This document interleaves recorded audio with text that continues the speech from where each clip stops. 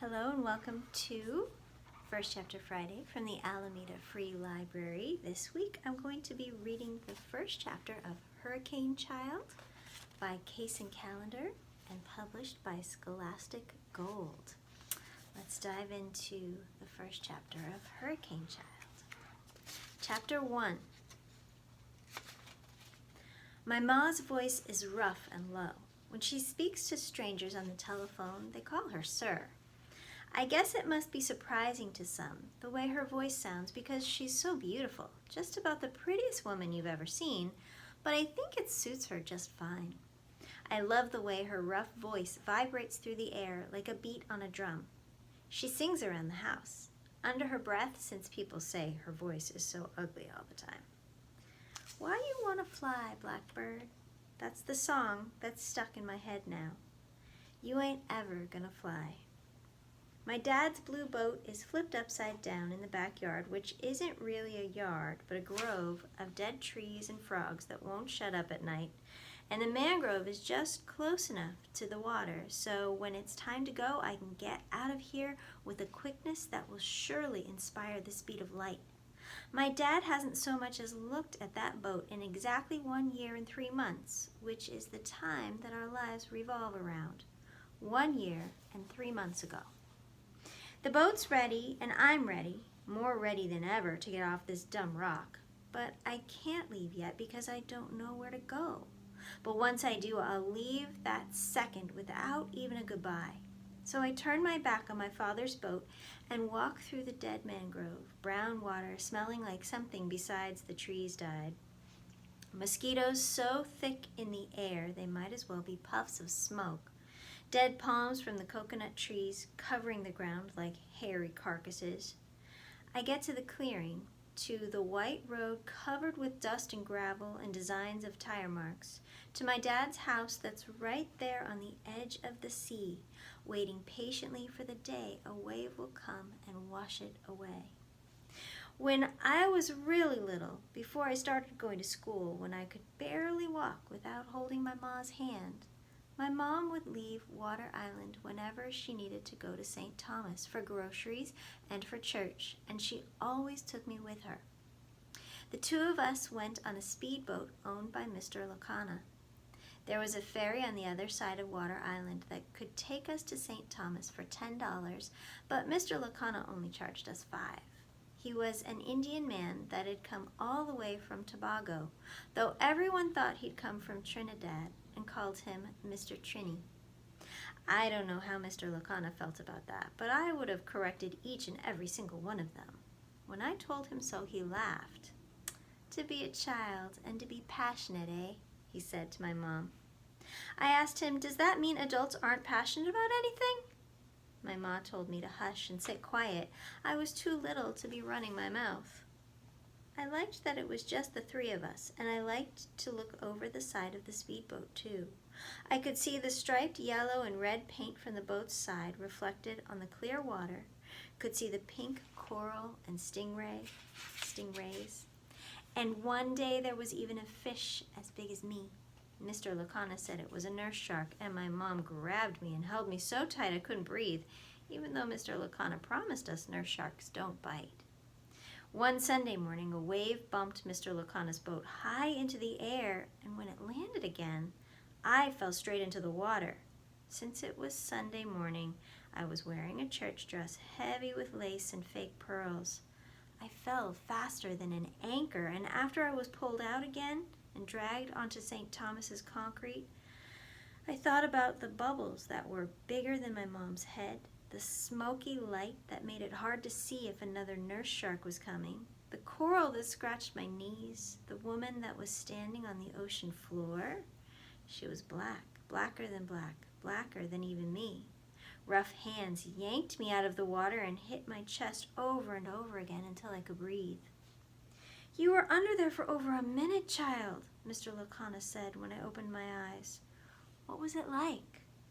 All I told him was that the water was deeper than I thought it would be, and he laughed, though my mom didn't think it was funny. She told Mr. Lacana that she wouldn't be using his services anymore, but we ended up on his speedboat again the next week because the ferry to St. Thomas was too expensive.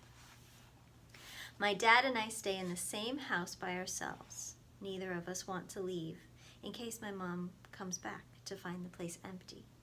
The outside of the house is painted blue, and the paint gets big bubbles whenever it rains, so that I can pick and pick and pick at them until they burst and brown water splashes all down my arm.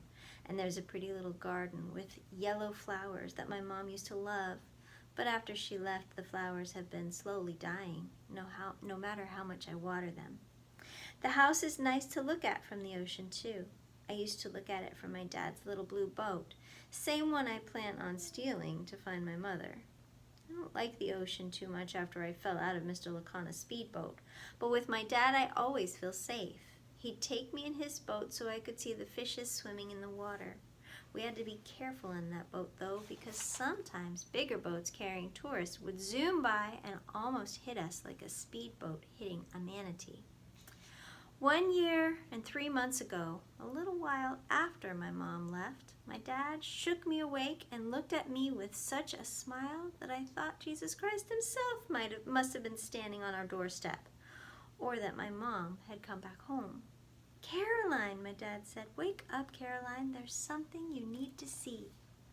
He picked me up even though by then I was already 11 and could walk just fine. He took me outside, and from his arms I could see the glowing lights. I was scared at first because by then I'd learned in school about how slaves were sometimes dumped off slave ships before they could even make it to the island. I thought the lights were the ghosts of those slaves coming for me because they were jealous that I'd been born free. My dad wasn't scared, though. He said they weren't slaves at all, but were lost jellyfish. Lost because jellyfish never came to Water Island to glow like that. He put me in his small boat and we drifted out onto the water, waves making us go up and down, and all around us those lights glowed, and it was like the world got confused and turned upside down, and we were floating on the stars, and above our heads were the jellyfish and the sea. "Almost as pretty as heaven," my dad said. I agreed until I put my hand in the water and got stung so bad that I had a rash for days. My dad leaves home 3 hours before I wake up so he can get to work. That's what he tells me anyway. So instead of him rowing me across the strip of sea, he takes the ferry by himself, and every morning I take Mr. Lacana's speedboat to the St. Thomas waterfront. Sun shines hot and yellow and makes my shirt uniform sticky with sweat. I see the things no one else sees. A woman is standing behind a tree in the shade, watching me, but when I turn my head to say good morning, she's gone again. Nothing but the sunshine and baby green leaves swaying in the breeze. Safari taxis don't like to stop for locals, and the ones that stop for locals don't like to stop for children, so I have to run to catch up with a taxi and jump on just as it slows down for a red traffic light swinging over the street. A woman with big breasts sucks her teeth when I climb over to her to squeeze into a little spot without saying excuse me. It's hot in the safari taxi. The seats are sweaty and there's no place to breathe, so people stick their heads out the windows. I'm afraid that those heads will get knocked off by trucks in the opposite lanes. The taxi passes by the marketplace, which smells like cooking fish and meat pies, past the baseball fields where children skipping school in their uniforms chase each other and dig through the dirt for soldier crabs. There's the restaurants that smell like the salted stew beef and boiled plantain my mom liked so much. We get a plate every Sunday after church, and I always looked forward to the passion fruit juice, so sweet that bees would fly all around me. After she left, I asked my dad if he'd take me to church and pretended it was because he'd raised me to be a good Christian girl, but it was really so I could get that juice. He told me we would go the following week, but we haven't gone once since.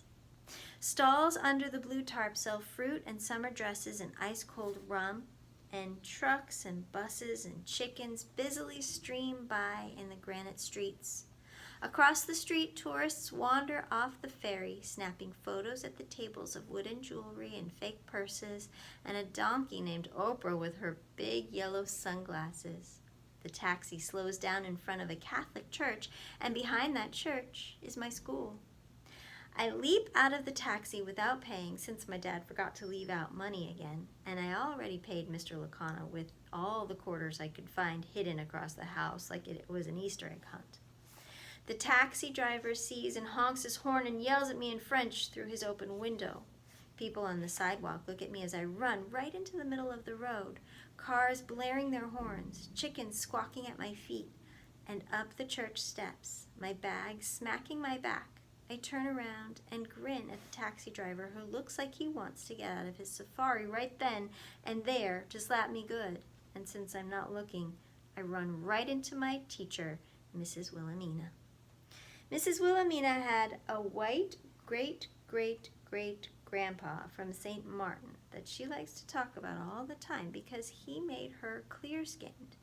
Mrs. Wilhelmina says that St. Thomas and St. John and St. Croix, but not Water Island because she always forgets about Water Island, and all the other islands in all the Caribbean are no good, seeing that they're filled with so many black people. In class, she says that the Caribbean is almost as bad as Africa itself. My skin is darker than even the paintings of African queens hanging in tourist shops.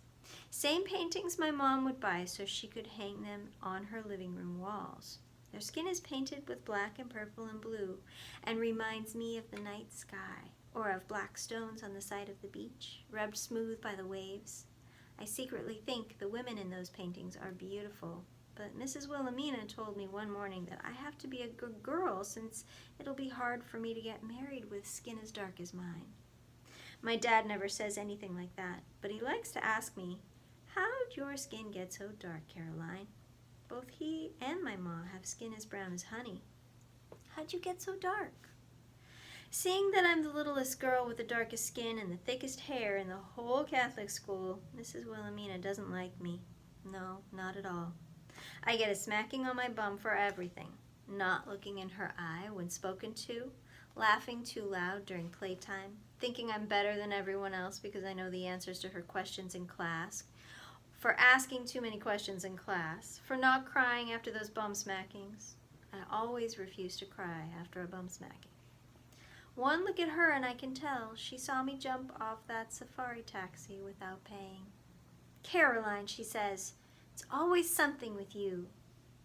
I can't hear her too well after that since she pinches my ear and rings it good. She gets an early start on the bum smacking too. She doesn't even wait until she's dragged me into the church. Through the heavy doors and into the heat of the church, down the aisle, Mrs. Wilhelmina's voice echoes off the walls and bounces into Jesus Christ hanging from the cross like he always does. He looks down at me with those tired, half-closed eyes. It has to be exhausting hanging on a wall like that all day and all night, listening to so many people's complaints and prayers. He's always going through enough, hanging on a cross, crown of thorns on his head, without having to listen to us too. I'm dragged through the church's back door, which is only ever used by the priest and the choir during service, and leads out to the courtyard and the classrooms. The courtyard with its benches and cracked cobblestone ground is spattered with black and white bird droppings and filled with green and white uniforms and brown legs and shiny loafers, running and screaming and pushing and jumping. There isn't enough room for all of us, so every morning before class we push each other to make enough room. But when Mrs. Wilhelmina comes, my ear in her hand, the other hand whizzing through the air and landing on my behind, that crowd stops its pushing and parts right down the middle, like how my mom used to part my hair to give me two big braids that poked out the sides of my head. Mrs. Wilhelmina yanks me into our classroom of cinder blocks, with ceiling fans pushing hot air around in circles. "Always something with you," she says again. The doorway she comes through fills with faces and eyes and open mouths. They're funny, pushing one another to see through the door like that, so I laugh. "You think this is a joke?" Mrs. Wilhelmina asks. "Yes," I say. The kids at the door gasp too loudly. Mrs. Wilhelmina whips around and sees them there. They scramble away, and she turns back to me. "You don't want to go to this school anymore," she says. "That's what it is with you. You want to be kicked out of this school." I agree. I do. "You think you're smart," she says, her hand raised again, but I duck. Smarter than you, I say, and Mrs. Wilhelmina chases me out the classroom and into the courtyard, where she gives me a walloping right there in front of everyone to see until the school bell rings and another teacher yells at her to stop before she kills me dead. Mrs. Wilhelmina is sweating from the effort. She wipes her brow and huffs and puffs. Go home, she says, and don't come back to the school, you hear me? That's just fine by me. I do nothing but wander and wander and wander while a little girl no one else can see follows me, skipping along the road. And when I get home, long after the sun's gone down, my dad sits on the sofa, looking as tired as the Jesus Christ that hangs on the church wall. He tells me he just got off the phone with my principal, who will let me come back to school tomorrow, as if this is something that should make me grateful. Did you hear me, Caroline? He says. You can go back to school tomorrow. I don't speak. I don't tell him about Mrs. Wilhelmina or say he forgot to leave me money on the counter again. If my mom were here, I wouldn't have to say anything at all. She would just sit me down on the floor in front of the couch so my shoulders pressed into her hard, round knees, and she would take a thin comb and undo my plaits while she sang a song so low under her breath that I could never tell what she was singing, not at first. And even though a cartoon would be on, I'd strain my ears to listen to my mother's voice instead. 'Cause your mama's name was Lonely. The day she left and didn't take me with her, I decided I would find her again. Remind her that I was Caroline Murphy, her only daughter, and that she loved me too much to leave me behind. Then she would laugh and say it was her mistake and take me into her arms, and even though most people always wanted to let go after just a few seconds, my mom would only stop hugging me when I told her to. And if it were up to me, she'd just keep holding on forever. Caroline, where are you going? I'm not done speaking to you. I get to my room before my dad can reach me and slam and lock the door with such a quickness I know he must wonder how his little girl got to be so fast. I sit on the edge of my bed, feet too big on the sheets, knees hugged to my chest as he knocks on the door gently, politely, telling me to come back out again. Then he hammers and yells and says I'm a little brat and he has enough to worry about already. Then he just stands there, breathing. I only come out again when I hear him leave the house for work in the morning. And that's the end of Chapter 1 of Hurricane Child by Kacen Callender. I can't wait to read the rest. Thanks for tuning in and see you next time on First Chapter Friday.